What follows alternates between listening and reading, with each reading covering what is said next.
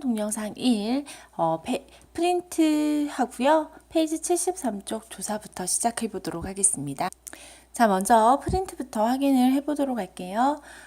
이 프린트는 품사 단원의 내용이 모두 다 담겨 있는데요. 여러분들의 정리로 좀 더 알찬 프린트가 될 겁니다. 단어를 품사란 단어의 형태, 기능, 의미에 따라서 분류를 해놓은 것을 얘기한다고 해서 품사의 종류가 먼저 시작이 되네요. 페이지 70쪽을 보고 품사의 종류를 쓰세요 라고 되어 있는데요. 페이지 70쪽에 보면 가변어, 불변어 이렇게 해서 변화에 따라서 먼저 나누어지고 그 다음에 여기에 나오는 기능과 의미에 따라서 나누게 되게 됩니다. 기능에 따라서는 총 5개의 내용이 나타나게 되고요. 의미에 따라서는 9개의 품사가 정리가 되게 되죠.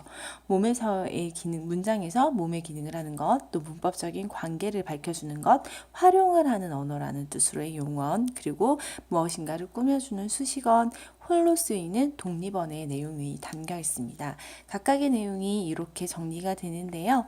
좀 더 구체적으로 살펴보도록 하겠습니다. 먼저 페이지 71쪽의 체언에 대해서 알아보도록 하겠습니다. 자, 체언은요, 명사, 대명사, 수사로 문장 구성이 되어 있고요. 문장에서는 주어의 역할을 하게 됩니다.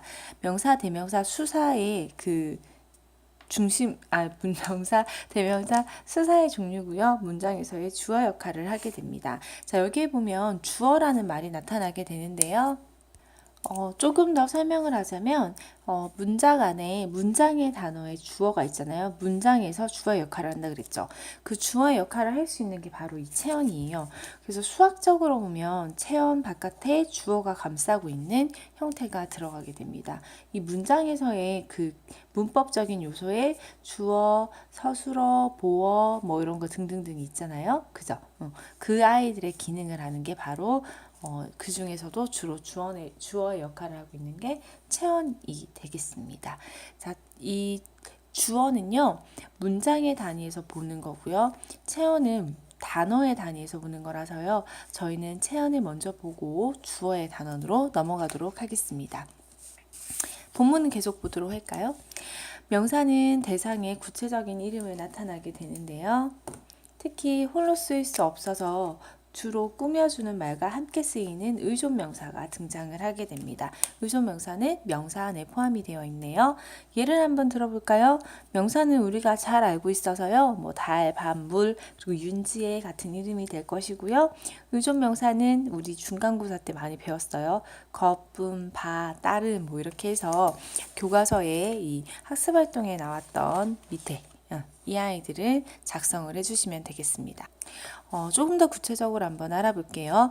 명사는 사용 범위와 자립성에 따라서 나누어지는데요. 사용 범위에 따라서는 고유명사와 보통명사로 나눌 수가 있고요. 자립성에 따라서는 홀로 쓰일 수 있는 자립명사와 반드시 수식하는 내용이 붙어야 하는 의존명사로 나누어지게 됩니다. 대명사로 내려와 볼게요. 대명사는요. 명사를 대신해서 쓰이기 때문에 대신하는 명사라는 뜻으로 대명사가 나타나게 됩니다. 대명사는 크게 세 종류로 나누는데요. 사람을 가리키는 인칭대명사, 또 사물, 공간, 시간을 지시하는 지시대명사, 앞에 나온 명사나 명사구를 다시 지시를 하는 제기대명사가 나타나게 됩니다. 자, 각각의 예를 들어보면요. 인칭대명사는 1인칭인 나, 2인칭인 너, 그리고 우리를 3인칭인 우리, 뭐 이런 것들이 있고요. 우리는 3인칭이 아니라 1인칭이죠. 나를 포함하고 있으니까. 그분, 뭐, 그녀, 이, 저희, 그이, 뭐 이런 거 다 돼요. 지시대명사에는 이것, 저것, 그거, 무엇, 여기저기 뭐 이런 게 있을 거고, 제기대명사는 앞에 나온 말을 다시 하기 때문에 자기 것, 뭐 이런 거, 당신의 것, 높임 표현으로 우리가 사용을 했었습니다. 여기 보면 명사구가 나오는데요. 명사구는 2개 이상의 체온이 붙어 있는 걸 얘기하죠. 단어 연결이 된 경우를 얘기를 합니다. 뭐 예를 들면 우리 학교 뭐 이런 거 있죠. 네. 지금 써드린 것은 이 아이는 본문의 내용이랑은 조금 무관해요. 그죠? 네. 하지만 알아두어야 돼서 미리 알려드립니다. 어쨌든 이런 것들을 다시 지시하는 것을 얘기를 하게 됩니다. 세 번째 수사로 한번 가볼게요. 수사는요, 사물의 수량이나 순서를 가리키는 체언이 되겠고요. 양수사에서 수량을 가리킨다. 서수사에서는 순서를 가리키는 것이 되겠는데, 예를 들어보면 다음과 같습니다. 수량을 세게 되면 하나, 둘, 셋, 뭐 이렇게 세게 될 것이고요. 그리고 순서를 사게 된다면 어떻게 되나요? 첫째, 둘째, 셋째, 뭐 이런 것들이 되겠죠. 아니면 제1, 제2, 제3, 뭐 이런 것도 가능할 겁니다. 한자어계와 고유어계가 함께 사용되고 있음을 알 수 있습니다. 이렇게 다양한 예들로 나타나게 될 것입니다. 관계어으로 가보도록 할게요. 관계어는 먼저 조사를 얘기를 해줍니다. 우리 이거 정리하기 전에 교과서부터 보고 봅시다. 자, 교과서에 보시면요. 페이지는 73쪽입니다. 관계어에 대해서 진행을 하고 있네요. 먼저 예쁜 색으로 관계어에다가 표시를 해줄게요. 관계어는요. 조사는 이렇게 해서 관계어에는 조사가 하나 들어갑니다. 조사 크게 적어두려고요. 체언 뒤에 결합을 하고요. 다른 말과의 문법적인 관계를 나타내거나 특별한 뜻을 더해주는 말로 통용이 되고 있습니다. 여기에서 특별한 뜻을 더해준다는 얘기는요. 보조사에 대한 설명이 되겠습니다. 뭔가 뜻을 보조해준다는 뜻으로 사용되겠죠. 반면에 여기 다른 말과의 문법적인 관계를 나타내는 것은요. 격조사라고 얘기를 합니다. 좀 아쉬운 건 여기 뒤에 문장이 하나 더 써있으면 좋을 텐데, 예를 들면 이렇게 해서 두 단어를 같은 자격으로 이어주는 말, 이게 뭔데요? 맞아요. 얘가 바로 접속조사입니다. 그래서 총 조사는요. 격조사, 보조사, 접속조사 해서 세 가지의 조사가 나타나게 됩니다. 조사는 그 기능과 의미에 따라서 격조사, 접속조사, 보조사로 나누어집니다. 자, 그러면 우리 각각 보도록 할게요. 여러분이 가장 많이 접하게 될 격조사부터 먼저 들어갑니다. 격조사는 체온이나 체온 구시라는 말 뒤에 붙어서 한 마리 문장 안에서 일정한 자격을 갖도록 해주는 조사입니다. 이렇게 해놓고 우리 친구들이 일정한 자격을 모를까봐 따로 뒤에 설명을 해줍니다. 일정한 자격이라는 거는요, 문장에서 주어, 목적어, 보어, 관용어, 부사어, 독립어, 서술어로서의 자격을 말한다고 얘기를 합니다. 자, 이 얘기는 뭐냐면요. 체온이나 체온 구시를 하는 말 뒤에 붙는다 그랬죠. 그러니까 우리가 어떤 단어가 있으면 만약에 달이라는 단어를 합시다. 달의라는 단어가 있어요. 체온 또는 체온 구시를 하는 말 뒤에 붙었어요. 여기서는 체온이 들어갔죠. 명사니까요. 말 뒤에 붙은 이 아이가 바로 조사인데요. 이 조사 중에서 격조사라는 아이는 이게 들어감으로써 문장에서 어떤 특별한 자격을 갖게 만든답니다. 어떤 자격을 갖냐면요. 주어, 서술어, 목적어와 같은 자격을 갖게 만든다는 거죠. 자, 여기 한번 해볼게요. 달이라는 얘기가 있습니다. 자, 체온 뒤에 붙은 이 아이가 뭐예요? 얘가 조사거든요. 근데 이 조사가 무슨 격조사인고 했더니 주격 조사랍니다. 그러면 얘가 문장에서 뭐가 되는 거예요? 바로 주어가 되는 거죠. 자, 우리가 알고 싶은 것은 뭐냐면요. 바로 이겁니다. 이거 붙어있는 아이를 보도록 할게요. 주격조사의 종류를 봅시다.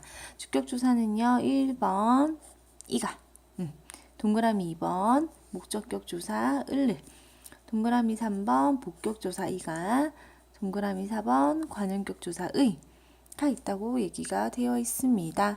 또요. 동그라미 5번 부사격 조사에게 서로 이 부사격 조사가 엄청 많아요. 동그라미 6번 호격 조사 있고요. 누구누구야 누구누구야 선아야 뭐 이렇게 부르는 걸 얘기를 하죠. 6번 7번 서술격 조사 이다의 형태가 변하는 내용으로 다녀 있습니다. 이런 점에서 다른 조사와는 달라요. 이 아이들은 격조사라고 합니다. 라고 되어 있습니다. 이 격조사는요. 격조사만 자체를 가지고 시험 문제를 내기는 어렵지만 정말 중요해요. 꼭 알고 계셔야 되고요. 얘까지도 다 통째로 외우셔야 합니다. 다음 접속조사로 넘어가 보도록 할게요. 접속조사는요. 두 단어를 같은 자격으로 이어주는 구시를 하게 되고요. 종류는 와가랑 이나랑이 있습니다. 와가는 주로 뭐에서 쓰인다고요? 문어에서 쓰여요. 문어라는 건 글로 쓰는 말이죠. 반면에 일항하고는 일상대화에서 쓰인다고 합니다. 일상대화에서 쓰이는 건 구어라고 얘기를 합니다. 예를 들면 이런 거 있죠. 공자왈 뭐 이렇게 써요. 이게 왈이에요. 공자왈이라는 말 또는 공자 가라사대 이런 거 있죠. 이런 말들은 현대 국어에서는 잘 쓰이지 않기는 하지만 둘 다 글로만 썼단 말이에요. 얘들은 문어예요. 실제로 이거를 말로 하면요. 공자께서 뭐 하길, 말씀하시길 이렇게 나타난단 말이에요. 얘는 바로 뭐가 되는 거예요? 구어가 되는 거죠. 이렇게 정리를 하시면 됩니다. 제가 이번에 용어 정리를 쓰는 거는 초록색으로 써야겠어요. 지금까지 검은색으로 썼는데 뭔가 헷갈릴 것 같아가지고 용어 정리는 초록색으로 하도록 할게요. 다음으로 넘어갑니다. 이번에 보실 아이는 바로 보조사지요. 보조사는 앞말에 특별한 의미를 덧붙여주는 조사입니다. 보조사는 체험뿐만 아니라 부사나 활용형 어미에도 나타날 수 있어서요. 조사이지만은 훨씬 더 폭이 다양하게 쓰이고 있음을 알 수 있습니다. 몇 가지만 보도록 할게요. 예를 들어 보면 은는 도망까지 조차 이렇게 있는데요. 보조사는 특별한 의미를 더한다고 했잖아요. 그래서 이 각각의 것들도 조금의 의미를 더 가지게 됩니다. 은느는 대조의 뜻을 가진다든지 나도 역시 뭐 이런 거 나만 갈 거야 유일이나 단독 또는 너까지 그러기야 극단을 나타내는 거 그 다음에 뭐뭐조차 걔 심지어 걔조차 이렇게 하더라 라고 얘기를 하면서 더해진다는 첨가의 의미까지 나타나게 됩니다. 자, 여기까지 해서 조사를 끝내도록 하겠습니다.